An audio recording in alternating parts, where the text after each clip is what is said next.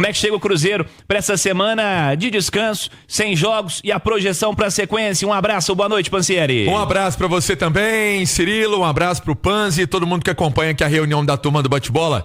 Eu falo do Cruzeiro em nome de Sócios 5 Estrelas, acesse sócios5estrelas.com.br com planos a partir de R$ 9,90 para você apoiar o Cruzeirão mais lindo do mundo. Olha só, Cirilo, folga é sempre bom. Até para dar eu gosto de falar essa expressão, enchida no tanque, porque a turma correu a beça no jogo contra o Palmeiras. Foi um jogo daqueles, né? A intensidade lá em cima, e foi uma sequência, né? Teve clássico, teve o jogo do Fortaleza, uma sequência de jogos realmente bem pesada que o Cruzeiro vem fazendo, e por isso essa folga foi concedida pela comissão técnica até amanhã. Na quinta-feira, todo mundo volta aos trabalhos, aí cada um passeia onde, né, quer, vai pra praia, vai visitar a família, vai pra montanha, vai pra onde quiser, né?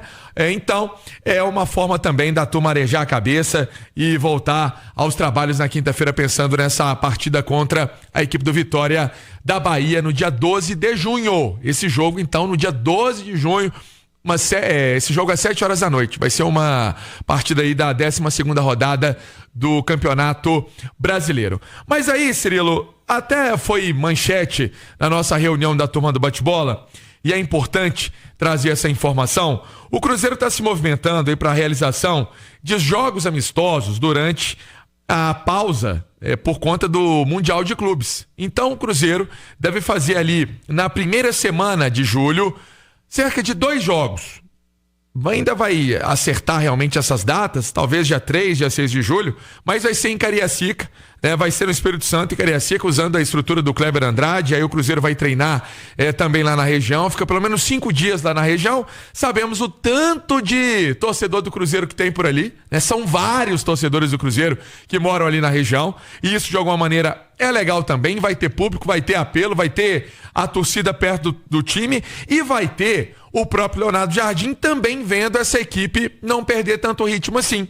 Possivelmente os adversários, a Ferroviária, né, Desportiva Ferroviária do Espírito Santo, time tradicional, futebol capixaba não tá tão bem assim, mas já esteve. A Desportiva é um time muito conhecido. Nacional do Uruguai e também o São Lourenço da Argentina devem ser os adversários do Cruzeiro nessa disputa, nesse torneio amistoso que vai fazer ali na pausa para o Mundial. Cirilo. Ô Edu, falei do descanso, que é muito importante, mas o calendário dessa temporada, ele deixa as coisas muito imprevisíveis, né? Porque uma pausa tão longa no meio da temporada, em que alguns dão férias, em que outros vão estar numa disputa super pesada num campeonato, que é uma Copa do Mundo de clubes, né? E aí, cara, o campeonato para durante 30 dias, né? É uma divisão realmente que eu acredito que seja prejudicial à competição. E nesse cenário, o Cruzeiro vai ter que dar um jeito aí de ativar os caras também antes de voltar a jogar sério, né? Ruim vai ser, cara. Em algum momento, é claro que pro descanso, a pausa, para recuperar muito jogador fisicamente, a parte médica também, muito atleta que tá no departamento médico, que precisa ali de 15, 20 dias ainda para se recuperar. Os clubes ganham com isso, mas perde-se muita coisa, né? Você perde o embalo, isso pode prejudicar as equipes que estão bem, é mais difícil o retorno, você readquirir ritmo de jogo, enfim, vamos ver como é que isso vai acontecer agora. Não foi surpresa para ninguém, né? Todo mundo sabia disso desde o início do ano. Espero que os clubes tenham se planejado da melhor forma possível, não só para paralisação, para essa folga, mas principalmente para o retorno. Alguns tiveram uma surpresinha para o retorno, outros não. Quando eu falo surpresinha, por exemplo, os que caíram em playoff de Copa Sul-Americana, vem aí uma surpresinha. 2 jogos que não estavam no calendário. Outros nem tanto. No caso do Cruzeiro especificamente, é uma competição a menos no calendário, sabe já o próximo adversário da Copa do Brasil e a capacidade de tentar definir e abrir uma grande vantagem já no primeiro confronto. E sabe que, independentemente do resultado dessa 12ª rodada, o Cruzeiro retorna após o Mundial de Clubes no Campeonato Brasileiro, na ponta da tabela, brigando por liderança ou na liderança. Isso é fundamental para que se mantenha o trabalho e que quando o Campeonato Brasileiro for retomado, o Cruzeiro esteja num ritmo muito forte. Fiz ontem a você um questionamento na extensão da turma do bate-bola, ou foi no goleada? Acho que foi na turma do bate-bola no YouTube. O Cruzeiro vai para essa pausa Após aí 11 rodadas, teremos a rodada seguinte também, né? Teremos aí 11 rodadas e meia disputadas, vamos colocar assim. O Leonardo Jardim tem o principal trabalho do Campeonato Brasileiro ou você enxerga outros postulantes a esse posto aí, Edu? É sempre polêmico falar disso, porque você tem o Flamengo fazendo um grande Campeonato Brasileiro. Só que o Felipe Luiz já está no Flamengo desde o ano passado e tem um elenco que pra mim é mais qualificado que o do Cruzeiro, ponto. Isso conta contra o Felipe Luiz? Não, cara, ele tá ali fazendo o trabalho dele, ele é o técnico do Flamengo por méritos. Mas aí você pega o Abel, mas só que o Abel Ferreira no Campeonato Brasileiro até aqui pegou Flamengo e Cruzeiro, que estão brigando na ponta, e perdeu pros dois. Ele perdeu o Campeonato Paulista para o Corinthians, principal adversário do Palmeiras em São Paulo. Em compensação, na Libertadores ele tem 100% de aproveitamento, uma Libertadores espetacular até aqui.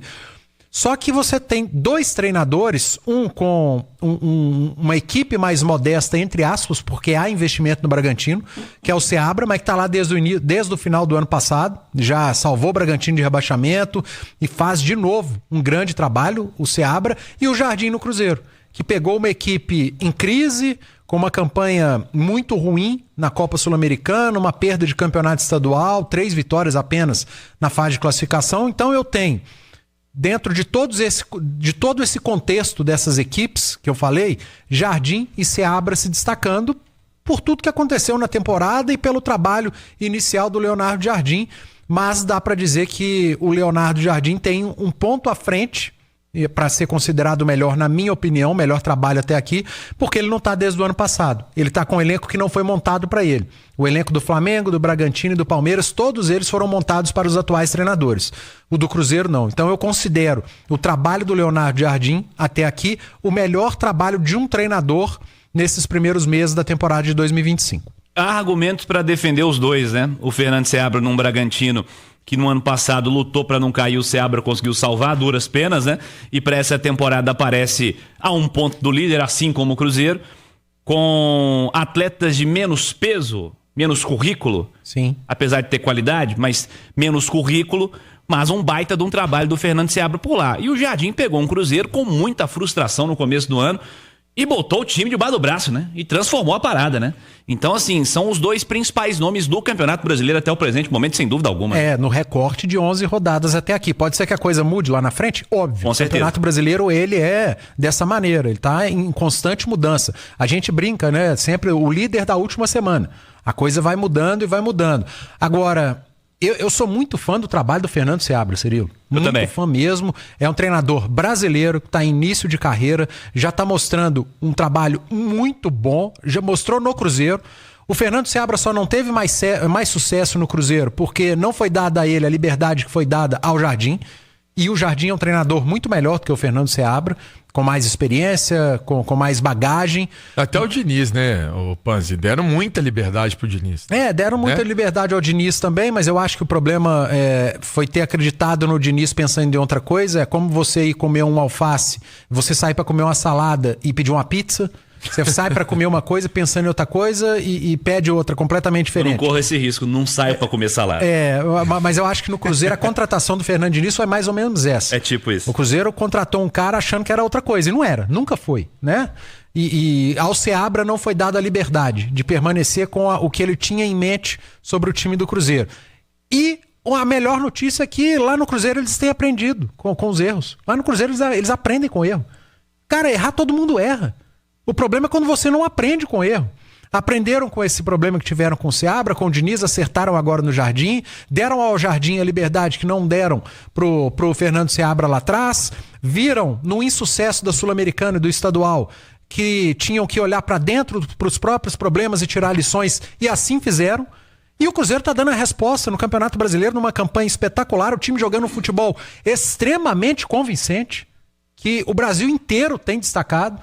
Tá bem na Copa do Brasil. Então, cara, se você erra e todo mundo tá sujeito a erro, mas se você aprende com seus erros, tá tudo certo. Eu concordo contigo, né?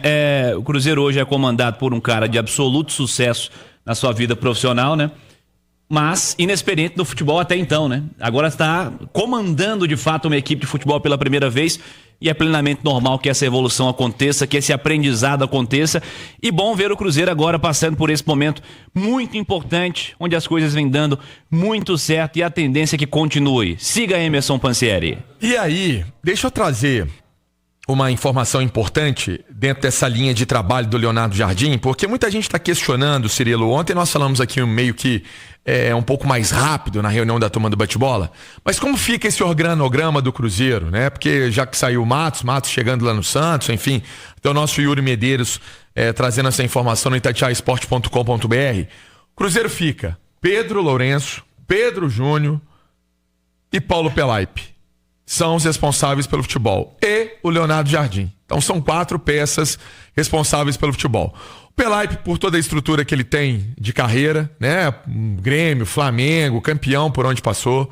Aí você pega um Jardim que tem um currículo também gigantesco. O Panzi sempre fala que o Jardim é muito grande, ele já chega muito grande ao Brasil, né, por tudo que ele já tinha construído na Europa. E tem os donos, né, o Pedro Lourenço e o Pedro Júnior, nessa estrutura do futebol do Cruzeiro. Nada além disso. Muita gente fala, vai trazer um profissional, porque... Até cogitaram aí um tempo atrás que o Marcos Braz seria contratado pelo Cruzeiro. Não, foi uma visita aqui de cordialidade, de cortesia, o Gabigol chamou, ele já até assumiu função lá no Remo. Tem nada a ver, gente, não tem nada a ver. É com essa turma que eu falei, esses 4 profissionais que o Cruzeiro vai tocar o futebol, Cirilo. Beleza, Emerson Pansieri, em instantes tem mais do Cruzeiro. Fala aí, Edu. E é importante, eu acho interessante assumirem, mas é importante entenderem que a partir de agora vira um vidraça, né? Sim. O dirigente de um grande clube, o cara que é responsável por contratar, por vender, por cuidar da parte de salário, eles viram vidraças. E o momento do Cruzeiro é excelente. Durante o momento bom, é tudo ótimo. Só elogios, rasguei elogios aqui. Mas o futebol, ele vive muito mais de momentos ruins e de instabilidade do que de momentos bons e de estabilidade. Então é bom que entendam que a partir de agora viram vidraças, como o Alexandre Matos era. Está sujeito à crítica, à cobrança. Quando a coisa não acontecer, tem que ir pro microfone, tem que assumir a bronca. Mas no momento, o Cruzeiro está muito bem, o trabalho tem sido muito bem feito e a coisa está em paz.